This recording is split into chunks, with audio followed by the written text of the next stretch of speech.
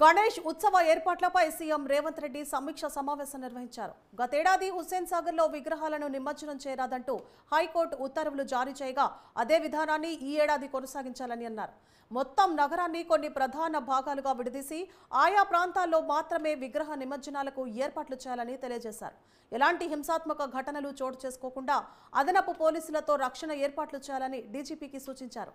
ఈ సమీక్షలో మంత్రులు శ్రీధర్ బాబు, పొంగులేటి శ్రీనివాస్, సీతక్క, పొన్నం ప్రభాకర్, తుమ్మల నాగేశ్వరరావు, దామోదర్ రాజనరసింహతో పాటు CS, DGP, GHMC, mayor, Ganesh ఉత్సవ సమితి నిర్వాహకులు పాల్గొన్నారు.